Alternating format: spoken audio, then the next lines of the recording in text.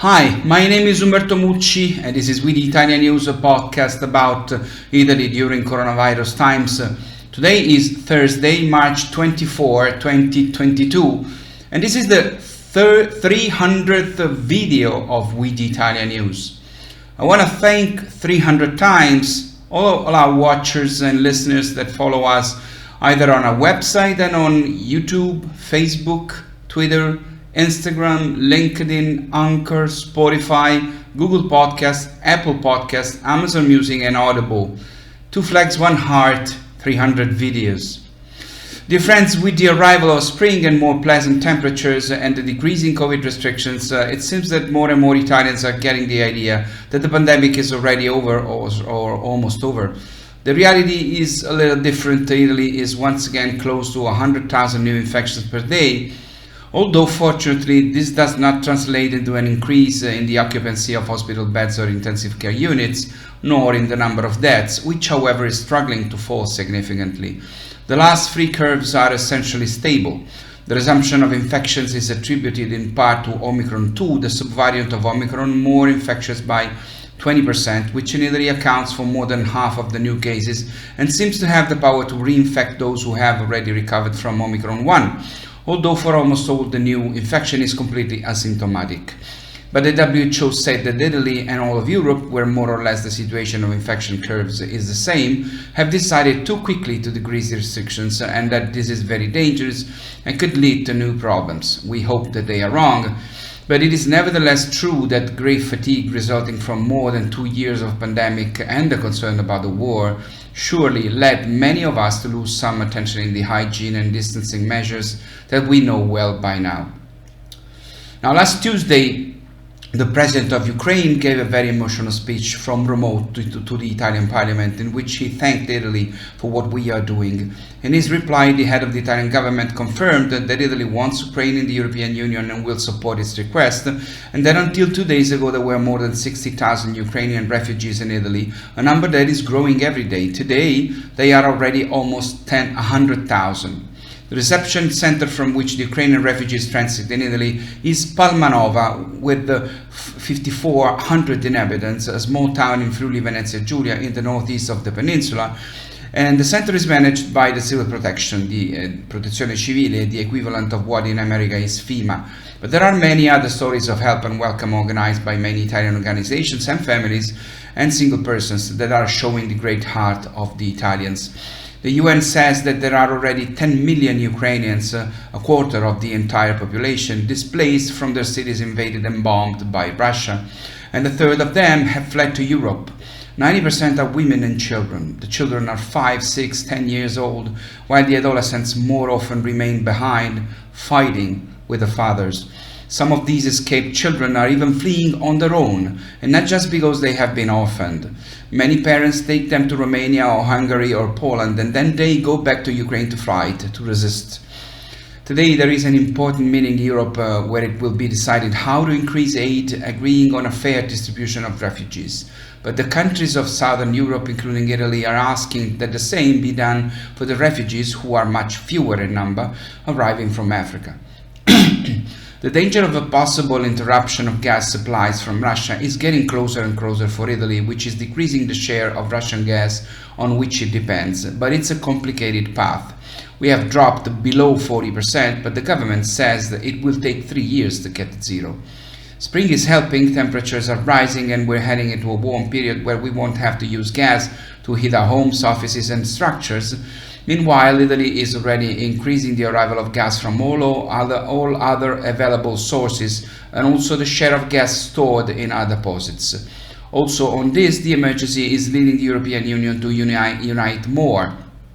The experience of buying vaccines on a European scale has granted good prices and adequate supplies, and Europe wants to repeat it also for the purchase of gas.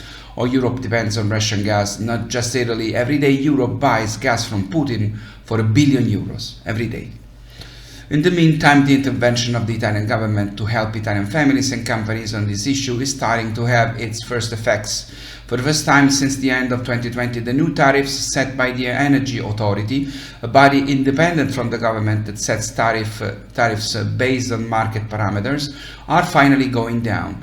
The decrease for consumers will be a few percentage points compared to the previous quarter and will concern the cost of gas but also electricity, given that gas is the most widely used fuel in Italian power plants. However, this is a slowdown and not yet a decisive reversal of the trend. Companies and families in Italy will continue to pay rates at levels never seen before. The other huge economic problem for the Made in Italy is the one related to raw materials to produce food. If Ukraine is the granary of Europe, Russia is the granary of the world. For Italy, the main imports linked to the agro-food world from the two countries are soft wheat, corn and fertilizers. Soft wheat is used for bread and pastry from January 2021 until February 2022, i.e. the day before the invasion of Ukraine. Italy imported 5% of total Italian imports of soft wheat from Russia and Ukraine. The missing quantities are driving up prices. Soft wheat quotations in Italy have risen 33% in 1 month. The second pillar that is failing with the blockade of the Russian and Ukrainian markets is that of corn, which risks not even being sown in April, and therefore its lack could extend to all of 2023. Ukraine is Italy's second largest supplier of corn. It accounts for 15% of total imports, and prices have already risen by 41% in 1 month. Corn is fundamental for the production of animal feed. The consequence is the increase in the cost of meat. A steak could soon cost 20% more in Italy. The third market of great concern is fertilizers. Russia produces 15% of the entire world production of fertilizers. In the last year, Italy imported 60% of our total from Ukraine and 7% from Russia. Replacing Russia and Ukraine is difficult for several reasons. The first is given by the high costs of logistics and long time of the Atlantic naval transport for products that we need in the short term and that would come from the United States, Canada and Argentina. The second problem is the wheat treated by glyphosate, a powerful herbicide classified as a probable carcinogen. According to official data, non-European food products sold in Europe have irregular chemical residues equal to 5.6% compared to the EU average of 1.3% and the Italian average of 0.9%. There is also the problem of the use of genetically modified organisms, authorized in Europe and Italy much less than in the rest of the world. Besides, as I told you in the last video, the European Union is authorizing a higher percentage of cultivation to European farms. The risk in these crucial weeks for the planning of cultivation is that many producers in Italy will decide to focus on corn, sunflower or soybeans, since prices will be much higher and so revenues will be too. To prefer corn, sunflower or soybeans instead of tomatoes, but also peas, beans and chickpeas. These are all excellent, typically Italian products of the earth that risk disappearing from Italian fields. But if this is what is likely to happen in the industrial production of Italian agricultural products, at family level the opposite happens. With the price increases in daily spending that we have talked about, 44% of Italians, with the arrival of spring, defend themselves by growing their own fruit and vegetables in gardens, terraces, urban gardens and small plots of land to ensure food in a situation of great difficulty and uncertainty. If in the past it was mainly the elderly who dedicated themselves to the cultivation of the vegetable garden, often remembering the time when they lived in the country, now the passion is spreading also among the youngest and among people completely lacking in cultivation techniques. It is a return to the war gardens, gli orti di guerra, of the Second World War, which in America were called victory gardens, when in the Italian, European and United States cities cultivations were spread in order to guarantee food supplies. Here in Italy today, the products most cultivated in this way are salad, tomatoes, aromatic plants, hot peppers, zucchini, eggplants, peas, beans, broad beans and chickpeas. Besides those who cultivate the spaces available on balconies and terraces, there are also 1.2 million Italians who have at least 1 hectare of land at their disposal for family use. These are families who have inherited farms or pieces of land from their parents and relatives and wanted to maintain ownership in order to practice their role as farmers and breeders, rather than selling them as was often the case in the past. But there are also those who have taken advantage of the opportunity made available by local authorities which, from the north to the south of Italy, organize and rent real urban gardens which have registered a growth of 18.6% in the last 5 years.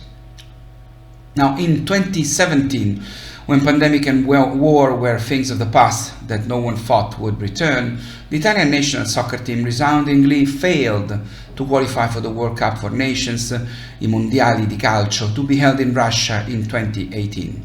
It was a collective national trauma. It hadn't happened since 1958. Subsequently, the Italian national soccer team has risen again until the triumph in the European Championship of 2020, played in 2021 because of the pandemic, last July. But today we are again at a very difficult crossroads. Qualification for the next World Cup, to be played in Qatar at the end of this year, is dramatically in danger. This evening, tonight, Italy has a decisive, dramatic match that it is obliged to win against North Macedonia. If we lose, we are out of the World Cup in Qatar.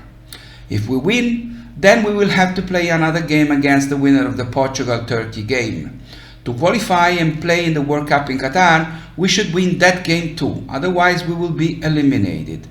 Obviously, the important problems are others, of course, but if you know Italy, you know how absolutely traumatizing and terrible this would be for the fans of the national soccer team, which is practically all Italians who already in 2018 had to suffer for the elimination of Italy.